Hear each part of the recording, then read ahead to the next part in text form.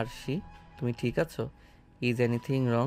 কথা শেষ হতে দিল না শেহজাদের বুকে মাথা রেখেই বিড়বিড় করলো আরশি। আদি আদি আদি এসছে এখানে, ওই তো এখানে দাঁড়িয়ে আছে।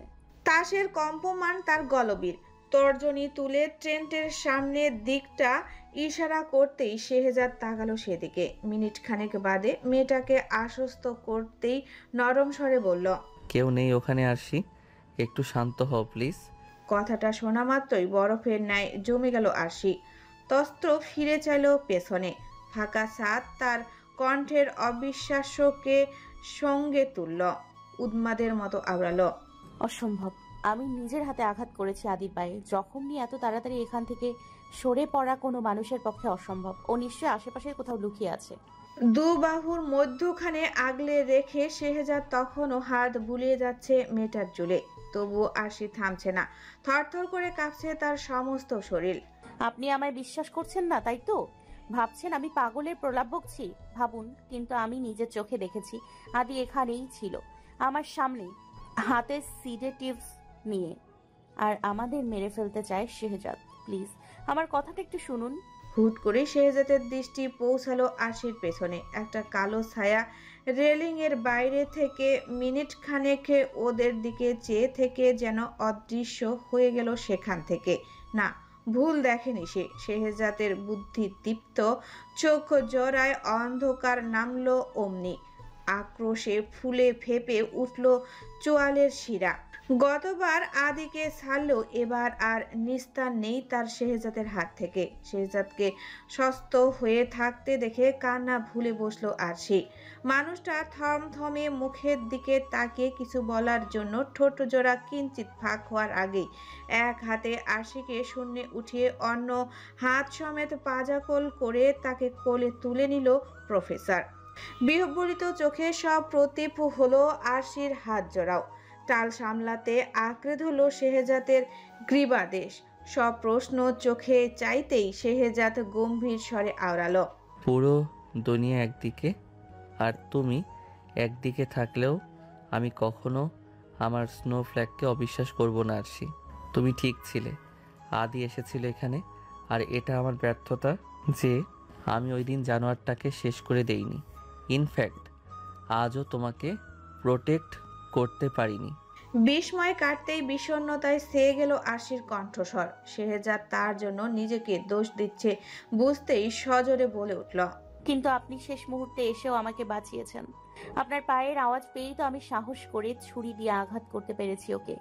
প্রিয়দর্শনীর সাহসিকতার স্মিত হাসল প্রফেসর। মুখ নামিয়ে আরশির মৃদু কপালে ঠেকালো নিজের ললাটপট। বন্ধ চোখে নরম স্বরে আওড়ালো, and I am proud of you for that snowflake. I am proud of you. ললার পাতকাল শুরু হওয়ার আগে আরো খানিকটা ধূসর রঙে ছেয়েছে আকাশ। বেড়েছে শীতের প্রকোপ। মেঘের চাদর গায়ে জড়িয়ে বিনুদ্রি রজনী কাটাচ্ছে মিক্রক। তুষারপাতের সাথে পাল্লা দিয়ে গা হিম করা ঠান্ডা। চওড়া কাঁধের উপর বরফ সাদা আস্তর নিয়ে রুমে ঢুকলো শেহজাদ। আরশিকে কোল থেকে নামিয়ে বিছানায় বসালো নির্বৃত্তে আলগোছে। রুম হিটারের দৌলতে ঈষৎ বিন্দু ঘরটায় ঠিক বাইরের ঠান্ডা আর অনুভব হচ্ছে না আরশির। তবে ভীষণ রকমের ভয় হচ্ছে তার। আদি আবারও যদি ওদের ক্ষতি করতে চায়, সেই ভয়ে যেন ততস্থ রমণীর সমস্ত অন্তর্কোণ। শেহজাদের অলক্ষ্য গেল না তা। সারাদিন হট্টগোলে মেতে থাকা মেয়েটার এমন ধারা মৌনতায় হাঁটু ভেঙে ওর সামনে বসে পড়ল মানুষটা। ধীর ললে শুধালো, অস্থির লাগছে? শেহজাদের আচমকা প্রশ্নে হুঁশ ফিরে আরশির। দীঘল জলের ন্যায় টলটলে চোখ দুটো তুলে উপর নিচ মাথা নাড়তেই নরম হলো শেহজাদের চোখ মুখ। অঞ্জল পুটে তুলে নিল মৃদুর আদল। ফিসফিসিয়ে শুধালো, গান শুনবে? আপনি গাইবেন? শেহজাদের অস্ত্রধর প্রসারিত হলো। রমণীর আকস্মিক মুঠ বদলে মাথা নুয়ে নিঃশব্দে হাসলো সে মানুষ। পরপর উঠে দাঁড়িয়ে পা বাড়ালো মেঝেতে ফেলে রাখা ভীম ব্যাগটার দিকে। হাতে তুলে নিল তার উপরে থাকা ইলেকট্রিক গিটারখানা। ফিরে এসে রুষ হয়ে বসলো আরশির সামনে। মেয়ে তখন ডাগর ডাগর চোখে চেয়ে। ভয় টয় উবড়ে গেছে তার। অসীম কৌতূহল নিয়ে জিজ্ঞেস করল, আপনি গিটারও বাজাতে পারেন? আরশির এক আকাশ সমান বিস্ময়ের প্রতি উত্তরে যন্ত্রখানা টুংটাং শব্দ তুলল শেহজাদ। তার পুরুষ স্বরে আওড়ালো, ভার্সিটিতে পড়ার সময় টুকটাক শখের বশেই কিনেছিলাম এটা। একাডেমিক বইয়ের একঘেয়েমি আর বিরক্তির বিপরীতে এক টুকরো শান্তি ছিল এই গিটার। খুব ভালো সময় কাটতো আমাদের। আমার কি হিংসে হওয়া উচিত? কাকে নিয়ে? আপনার গিটারকেই। শেহজাদ এবারও শব্দ করে হেসে উঠতেই ঠোঁট টিপল আরশি। পরপর গালে হাত রেখে বলল, নিন, এবার ঝটপট আরেকটা গান শুনিয়ে ফেলুন তো। আমি এমনিতে অনেক স্ট্রেসের মধ্যে আছি। দেখি আপনার গলায় গান শুনে যদি একটু স্ট্রেসটুকু কমাতে পারি। বাহ, আমি গাইলেই স্ট্রেস কমে যাবে? চুমু খেলেও কমতো, কিন্তু ফ্রেন্ডশিপে তো আর চুমু টুমু খাওয়া যায় না। অগত্যা। ছদ্ম হতাশ হতাশ গলায় কথাগুলো বলে প্রবলিত শ্বাস ফেলল আরশি। কিন্তু হুট করে শেহজাদের দিকে তাকাতেই চমকালো সে। থমকে এলো তার নিরন্তর বকর বকর। শেহজাদের শানিত চোখের সম্মোহনে ছোটা।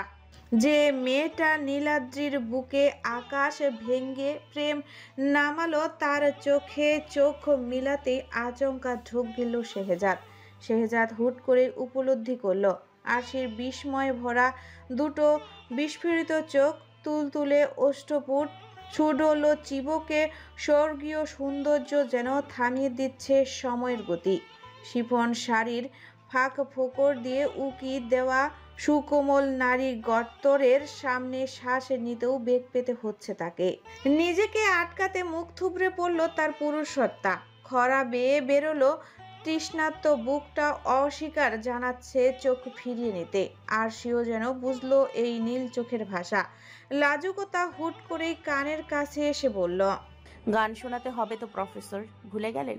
শেহজাদের বিক্ষিপ্ত মস্তিষ্ক হুঁশে ফিরলেও হুঁশ ফিরল না চোখের। যেন প্রেমময় মদিরা পানের লোভেও মাতাল সে। নৈকট্যও পেয়েও অধুর সুধা না পাওয়ার বিষাদ কণ্ঠে নিয়ে গিটারে সুর তুলল শেহজাদ। ধীর লয়ে গাইল নিজের প্রিয় গানটা। कैसे कहूँ इश्क में तेरे कितना हो बेताब मैं, आँखों से आँखें मिला के चुरा लूँ तेरे ख्वाब में, मेरे साए हैं साथ में यारा, जिस जगह तुम हो मैं जो जी रहा हूँ वजह तुम हो,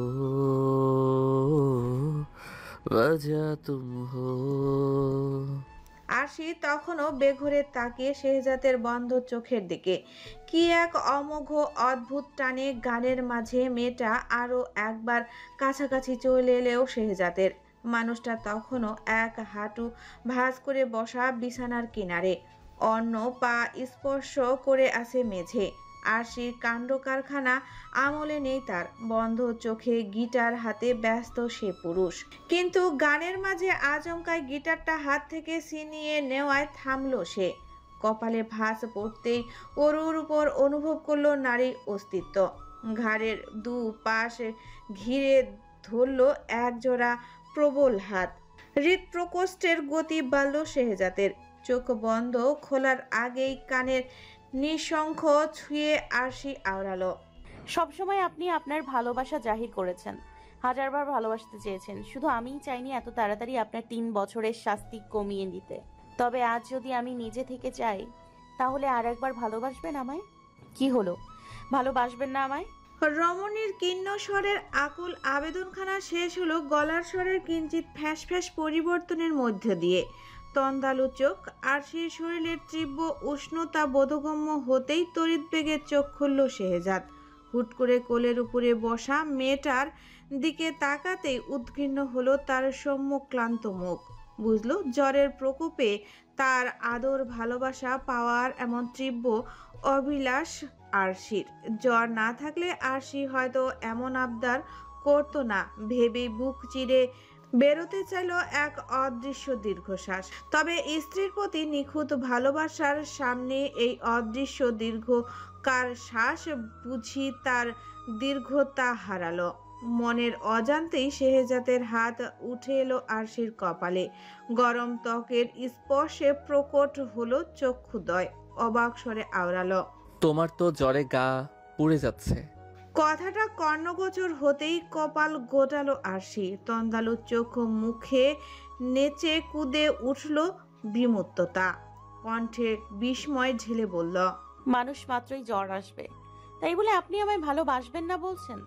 আপনার বউ আপনাকে কাছে ডাকছে, আর আপনি কিনা সেই প্রস্তাব এইভাবে ডিনাই করে দিচ্ছেন। কথার মাঝেই আরশির পুরন্ত ঠোঁটে তর্জনী ঠেয়ে গেল শেহজাদ। রমণীর নিরুত্তর বলে চলা অনুযোগ থামিয়ে দিশেহারা কণ্ঠে বলল, জ্বর নিয়ে এত কথা বলতে হয় না। বাধা পেয়ে খানিকটা বিরক্ত হলো আরশি। নীরব অভিমানে টলমল করে উঠল তার অক্ষি যুগল। ঈষৎ হলদেটে চোখের দৃষ্টি ঝাপসা হলো সমান তালে। সে কঠিন স্বরে জানালো, জ্বর অবশ্যই সে ইচ্ছে করে বাঁধায়নি। ছাদের অমন বরফের মধ্যে জন্মদিনের সারপ্রাইজ দেওয়া যার বুদ্ধি ছিল, তাকে যেন অতি অবশ্যই তার সামনে উপস্থিত করা হয়। তাকে কঠিন শাস্তি দিবে আরশি। শেহজাদ অবশ্য সেসব শুনল না। অরুর উপর থেকে দু হাতে বাচ্চাদের মতো করে মেয়েটাকে তুলে শুইয়ে দিল বালিশে। অর্ধচেতন অবস্থাতেই আরশি কতক্ষণ গোড়াগড়ি খেলো বিছানায়। তার দুঃখের অন্ত নেই, অভিমানের শেষ নেই। এ দুনিয়ায় কেউ তাকে ভালোবাসে না, তার স্বামী তাকে কাছে ডাকে না। এত শত অভিমান অনুযোগের ঝুলির দিকে শূন্য দৃষ্টিতে চেয়ে রইল শেহজাদ। হুট করেই খেয়াল হলো আরশির আঁচল সরে গেছে অদূরের উপর থেকে। পদ্মবিলের ন্যায় ধীরে ধীরে উন্মুক্ত হচ্ছে তার নারী দেহের অপার্থিব সৌন্দর্য। শেহজাদের মতো ধৈর্যশীল মানুষের ধৈর্যের বাঁধ ভাঙতে যে কোনো কার্পণ্য করবে না তারা। সে কথা অক্ষরে অক্ষরে টের পেল 30 পেরোনো পুরুষটা। নতজানু হলো নীলাদ্রি পৌষ চোখ। মাথা ঘুরিয়ে দৃষ্টি ফেরালো দেওয়ালের স্লান পেন্টিংগুলোর দিকে। ধীরে ধীরে থিতু হলো তার প্রলোভিত মন। মাথায় এলো শাড়ি পাল্টাতে হবে আরশির। ভেজা শাড়িতে নয়তো আরো ভুগবে মেয়েটা। আরশি পড়ে রইল বিছানায়। জ্বরের তাপে ক্রমশ লালচে হয়ে যাচ্ছে তার গৌরবর্ণ গতর। নিখুঁত প্রাণশক্তি শুষে নিতে ক্রমান্বয়ে গা পুড়িয়ে জ্বর বাড়ল। লাবণ্য হারিয়ে স্ফীত হলো প্রজাপতির মতো রঙিন মুখখানা। শেহজাদ হুডি আর ট্রাউজার এনে বিছানার পাশে রেখেছে মাত্র। এবার শুধু শাড়িটা বদলে ফেলার পালা। মানুষটা ঠোঁট ফুলিয়ে শ্বাস ছাড়ল। স্ত্রীর ভেজা বসন পাল্টাতে তার অসুবিধা নেই। অতটুকু আয়ত্ত তার নিজের উপর আছে। শুধু ভয় মেয়েটা আবার ভুল না বুঝে তাকে। এই যে তারা বন্ধুর মতো সহজ হওয়ার চেষ্টা করছে, এতে একে অপরের সাথে সেই চেষ্টায় না আবার ধ্বংস নামে। অত শত দুশ্চিন্তা মাথায় নিয়ে তবুও শেহজাদ এগোলো। শুষ্ক ঠোঁটে ওঠানামা করলো গলবিলের ছোট্ট দ্বীপের মতো জায়গাটা। কিন্তু আরশির পাশে বসে ভাবনা মতো কার্য ঘটাতে গিয়েই বিপত্তিতে পড়ল সে। রমণীর বক্ষ ভাঁজে ভিজিয়ে রাখা আঁচল হাত দিতে না দিতেই কানে এলো বউয়ের কঠিন স্বর। ভরকালো শেহজাদ। আরশি খুব রুষ্ট হয়ে আওড়ালো, আপনি এখনো আনলেন না তাকে আমার সামনে? জ্বরের ঘরে তার দিশেহারা বউয়ের কি কারণে সেই ব্যক্তির প্রতি এমন জরুরি তলব ভেবে পেল না শেহজাদ। তবে স্বভাব বিশেষ কৌতূহল নিয়ে জিজ্ঞাসা করে বসল, যার বুদ্ধি ছিল তাকে এক্ষুনি তোমার সামনে আনতেই হবে। আনলে তাকে কি করবে? তাকে চুমু খাবো, ভালোবাসতে বলবো আমাকে। আপনি তো আর বাসলেন না।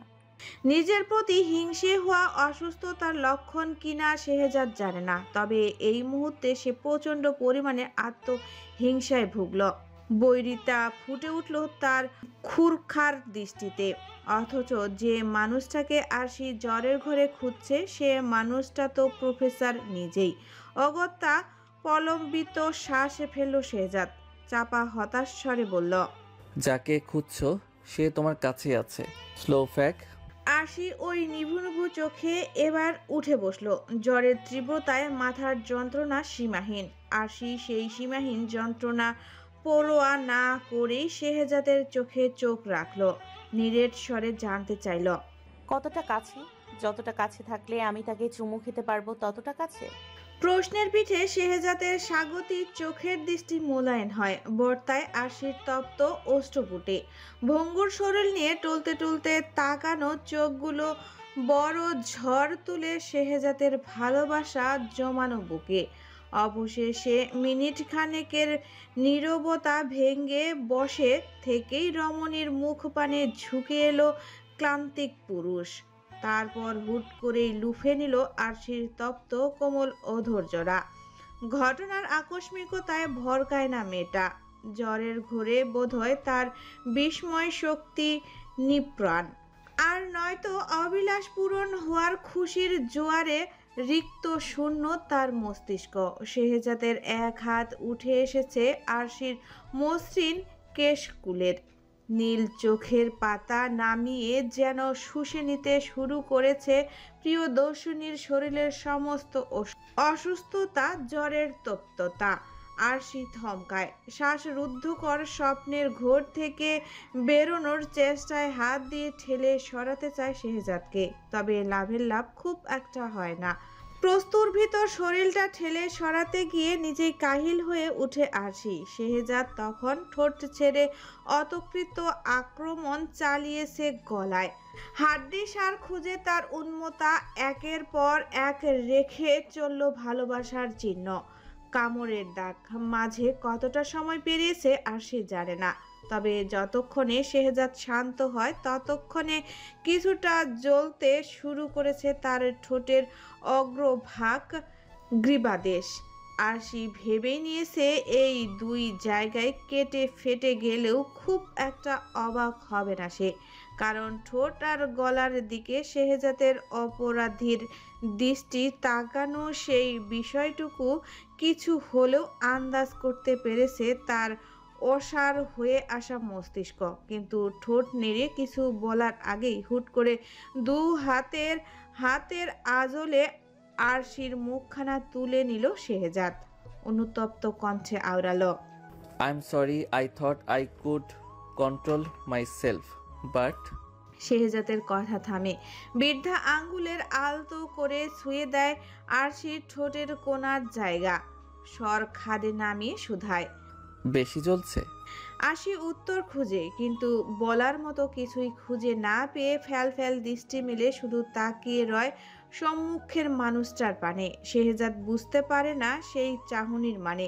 নিজের কাছে নিজেকে কুৎসিত অপরাধী মনে হয় তার।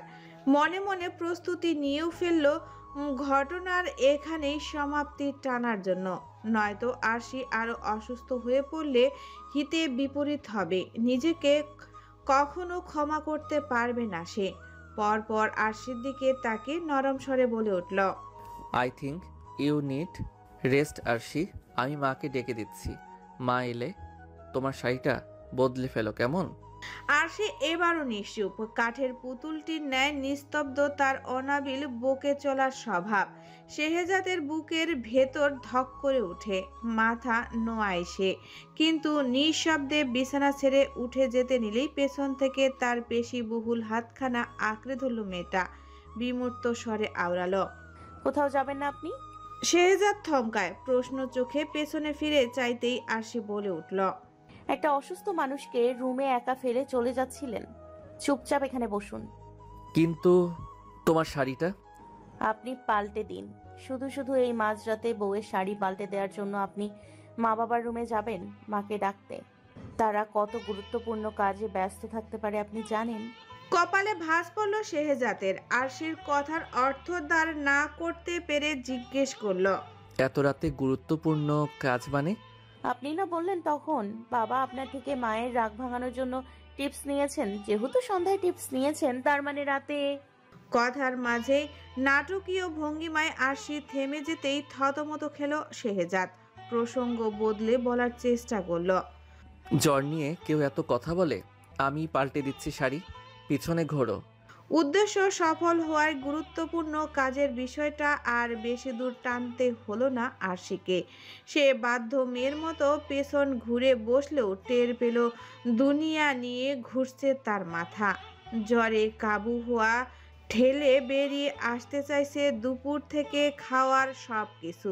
আহারে আহারে, মুহূর্তেই মন খারাপ হয়ে গেল আশির। মনে পড়ল বাবা মা কত দিন হলো তাকে ফোন দেয় না, খোঁজ খবর নেয় না। ছাদে বসে ঠেসে ঠুসে যে চকলেট কেকটুকু খেয়েছিল তাও যেন এখন বেরিয়ে আসতে চাইছে মনের দুঃখে। শেহজাদ কোনো রকমে পেছনে দাঁড়িয়ে শাড়ি পাল্টে দিল আরশির। হুডি সে পরিয়ে দিলেও পাজামাটা আরশি নিজেই পরল। ততক্ষণে চোখ শ্বাস খুবই বন্ধ শেহজাদের। পড়া হয়ে গেছে। বলতেই চোখ মেলল শেহজাদ, কিন্তু আটকে রাখা শ্বাসটুকু ছাড়তে নিলেই ঢুকরে উঠল আরশি। স্ত্রীর এরূপ আহাজারিতে তৎক্ষণাৎ থামতে হলো তাকে। বিভ্রান্ত হয়ে শুধালো, আরশি, বেশি শরীর খারাপ লাগছে? না। মাথা ঘুরছে? শুয়ে পড়বে? না। তাহলে কাঁদছো কেন? বিচলিত পুরুষ স্বর। আরশির কান্না থামল, ধরা গলায় বলল, আপনার হাতটা বাড়ান। শেহজাদ পেছন থেকে হাত বাড়িয়ে দিতেই টাইলনেক সোয়েটারের হাতা টেনে নাক মুছে ফেলল আরশি। যতক্ষণে আরশি নাক মুছল ততক্ষণ ঠায় দাঁড়িয়ে রইল শেহজাদ। চোখ মুখে বিরক্তির রেশটুকু নেই। পাল্টে আরশি থামতেই ব্যস্ত হয়ে জিজ্ঞেস করল, এখন একটু আরাম লাগছে? সর্দি ঘনিত ব্যাপারখানা শেহজাদের সোয়েটারে মুছে অপুর নিচ মাথা নাড়ল আরশি। তবে ঘাড় ঘুরিয়ে পেছনে তাকালো নিশ্চিত মুখে, শুধালো, এই যে আমি নাক মুছলাম আপনার সোয়েটারের হাতায়, আপনি রাগ করলেন না? শেহজাদের বিচলিত মুখ মলিন হলো এবার। দুপাশে মাথা নাড়ল মানুষটা, কণ্ঠে প্রশ্রয় মিশিয়ে বলল, একদম না। তাহলে সেবার স্নোবল যখন আপনার বিছানায় পটি করলো আপনি তো খুব চেঁচিয়ে বলেছিলেন আরশি পরিষ্কার করে দিয়ে যাও বলছি, তাহলে এবার তেমন কিছু বলছেন না কেন? শেহজাদ ঠোঁট টিপল। বুঝতে পারলো জ্বরে কাবু হয়ে এসব ভুলভাল বলছে আরশি। পরপর বউয়ের বাচ্চা সুলভ প্রশ্নে প্রবলিত শ্বাস ফেলে পাশে বসলো প্রফেসর। মাথায় হাত রেখে বলল, কারণ এবার তো দুষ্টুমি খরগোশের আম্মু করেছে, তাই কিছু বললাম না। আরশি তবুও যেন অনুতপ্ত, স্লান কণ্ঠে বলল, বলেননি, কিন্তু বলতে কতক্ষণ? সোয়েটারটা আমি কাল ধুয়ে দিব। আশ্চর্য, আমি কি বলেছি তেমন কিছু? আশ্চর্য, আমি কি বলেছি তেমন কিছু? কিচ্ছু ধুয়ে দিতে হবে না আপনাকে ম্যাডাম। সেবারও যেমন আমি বিছানাটা পরিষ্কার করেছিলাম, এবার না হয় সোয়েটারটাও আমি ধুয়ে ফেলবো। প্রশ্নের উত্তরে সন্তুষ্ট সূচক মাথা নাড়ল আরশি। তারপরও দুঃখী দুঃখী ভাবটা গেল না তার। শেহজাদ বুঝতে পেরে শোধালো, আর কিছু? আরশি যেন এই প্রশ্নের অপেক্ষাতেই ছিল। ভারাক্রান্ত মুখে ফট করে বলে ফেলল, শরীরের অবস্থা বেশি ভালো না, কখন কি হয়ে যায়।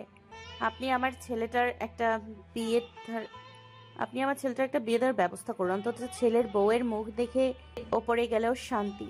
শেহজাদকে হতবম্বের মতো তাকিয়ে থাকতে দেখে তাগাদা দিল আরশি, ফের আওড়ালো, কি হলো বলুন, এনে দেবেন তো স্নোবলের জন্য একটা বউ? এবার আর হাসি আটকে রাখতে পারল না প্রফেসর। আরশির অতি সিরিয়াস টাইপকে জল ঢেলে বেচারা হু হা করে হেসে উঠল। আরশির চোখ মুখ থমথমে হয়ে গেল তাতে। সে গম্ভীর স্বরে শুধালো, আপনি হাসছেন কেন? আমি হাসির মতো কিছু বলেছি? এই বয়সে এসেও ছেলের বউ চাওয়া আমার অপরাধ? শেহজাদ এবারও হাসলো শব্দ করে। তবে আরশি রেগে যাচ্ছে দেখে কোনো মতো তরুণ ঠোঁট টিপল মানুষটা। কেশে টেসে গলা পরিষ্কার করে আওড়ালো, আচ্ছা বেশ, এনে দেব তোমার ছেলের বউ। আর কিছু? অমনি হাসি খেলে গেল আরশির ভার হয়ে থাকা মুখে। জ্বর টর ভুলে খুশিতে ঝুমঝুম করে উঠল সে। বলা বাহুল্য আরো একখানা আবদার ছুঁড়ে বসলো শেহজাদের কাছে। তর্জনী তুলে বলল, আরেকটা, জাস্ট একটা জিনিস চাইবো। শেহজাদ সন্দেহর দৃষ্টিতে তাকিয়ে উঠল। প্লিজ এবার বলো না যে তোমার নাতি নাতনিও চাই, নইলে ঘর ফাঁকা ফাঁকা লাগে। আরশি, এত খরগোশ তুমি একা সামলাতে পারবে? আরশি এমনভাবে তাকালো যেন মহাভারত অশুদ্ধ হওয়ার মতো কিছু বলে ফেলেছে শেহজাদ। মানুষটা এবারও ঠোঁট টিপে হাসি আটকালো। পরপর জিজ্ঞেস করল, আচ্ছা বেশ, তুমি বলো তোমার আর কি চাই। আমি এবার আর কিছু বলবো না, প্রমিস। আরশি এবার রিজু হয়ে ঘুরে বসলো শেহজাদের দিকে। ওইদিকে হু হু করে জ্বর বাড়ছে তার। সে সেই জ্বরের ঘোরে আসন্ন হওয়া চোখগুলো দিয়ে দেখলো সম্মুখে বসে থাকা মানুষটাকে। তারপর বলল, যা লাগবে তাই দেবেন? যা লাগবে তাই দেব। আরশি মিনিট খানেক চুপ থাকলো, তারপর বলল, আমার আপনার আদর লাগবে। যদি মরে টরে যাই এই জ্বরে, আমি এই জীবনে আপনার আদর পেলাম না, এই আফসোস নিয়ে আপনি আপনার স্নোবলকে মরে যেতে দেবেন? শেহজাদ বাকরুদ্ধ হয়। অনাগত সংখ্যায় শক্ত হয়ে আসে তার চোয়ালের পেশি। উঠে যেতে নিলে আবারও হাতখানা আগলে ধরল আশি। অভিমানীর চোখে চোখ রাখতে হৃৎপিণ্ডের গতি বাড়ল শেহজাদের। শুষ্ক ঢোক গিলে আওড়ালো। আমার এ ঘরে থাকাটা তোমার জন্য সেফ নয় আরশি। পরপর আশির কেটে যাওয়া ঠোঁটের দিকে তাকে নরম স্বরে বলে উঠল, আর না এই অবস্থায় তোমার আমার থেকে পাওয়া কোনো আদর। তোমার এই আবদার তোলা রইল। আগে সুস্থ হও, তারপর না হয় চেয়ে নিও আমার থেকে। জবাবে থমথম হলো আশির মেদুর মুখখানা। অনুযোগের সুরে আওড়ালো, আদর করলেন না তো যদি মরে যাই? মৃত্যু জিনিসটা উপরওয়ালার হাতে, তুমি বললেই তো হবে না। স্নোফ্ল্যাক, তোমার আগে আমিও তো মরে যেতে পারি না? আশি দমে গেলেও থামলো না, কঠিন কণ্ঠে জানালো, না পারেন না, আপনাকে তো আমি আরো আগে কোথাও যেতে দিব না। স্মিত হাসলো শেহজাদ। মাথা নুয়ে হাতের অ্যানালগ ঘড়িতে সময় দেখে আওড়ালো, একটু পরেই ভোর হবে, তোমার এখন একটু ঘুমানো দরকার। স্নোফ্ল্যাক, আমি মেডিসিন নিয়ে আসছি, দাঁড়াও। কিন্তু হাত ছাড়লো না আশি। আর না মেডিসিন আনতে দিল শেহজাদকে। কাতর চোখে তাকিয়ে বলে উঠল, ঘুম নয়, এখন আরশির আপনাকে বেশি প্রয়োজন। এত দূর এসে এভাবে হাল ছেড়ে চলে যেতে চাইছেন? শেহজাদ থমকায়। নিজের হাতের কবজিতে ধরে রাখা আরশির ছোট্ট হাতটার দিকে তাকে ক্ষীণস্বরে আওড়ায়, তুমি সামলাতে পারবে না আমাকে আরশি? শেহজাদের কথার মাঝে বিছানার উপরে উঠে বসলো আরশি। ধরে রাখা হাতখানা টেনে কাছে আনলো মানুষটাকে।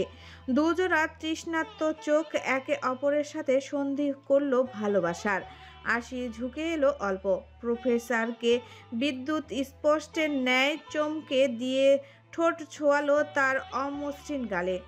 স্পষ্ট বলল, আপনি আছেন তো? না হয় সামলে নিয়েন আমাদের দুজনকেই। এতগুলো দিন নির্দারুণ ধৈর্যের পরীক্ষা দেওয়া পুরুষটা অসহায় ঢোক গিল আরশির সামনে দাঁড়িয়ে। বলিষ্ঠ হাতের আঁচলায় আঁকড়ে ধরল সম্মুখে দাঁড়ানো রমণীর সরু কোমর। আরশির পায়ের নিচে বিছানার আছে বিধায় লম্বায় এখন সে শেহজাদের সমান। দুটো ভরসার হাত তাকে ধরে রেখেছে, তাই পড়ে যাওয়ার আর ভয় নেই আরশির। সে ঢুলু ঢুলু চোখে ঠোঁট ছোঁয়ালো প্রফেসরের ডান গালে। পরপর নিদ্রাহীন মানুষটার সামনাসামনি হয়ে বসল। জিজ্ঞেস করবেন না এই চুমুটা কিসের জন্য দিলাম? ক্লাসে এত কঠিন কঠিন পড়া জিজ্ঞেস করতে পারেন, আর এখন এই সামান্য প্রশ্নটা করতে পারছেন না? কেন দিলে? এই চুমুটা দিলাম আমাকে না ভালোবেসেও বিয়ে করার জন্য। আপনি যদি আমার জীবনে না আসতেন তাহলে হয়তো জানতেই পারতাম না যে এত চমৎকার একটা মানুষও পৃথিবীতে আছে, যে আমাকে আমার মতো করে ভালোবাসতে পারে, আমার পাগলামিগুলো সহ্য করতে পারে। হৃদযন্ত্রের গতি বাড়ল শেহজাদের। রুদ্ধ শ্বাসে সে চেয়ে রইল প্রিয়দর্শনীর পানে। আশি ফের চুমু খেলো শেহজাদের বাম গালে। তারপর আরো একবার সামনাসামনি হয়ে আওড়ালো। এই চুমুটা হলো মা বাবার মতো করে আমার খেয়াল রাখার জন্য।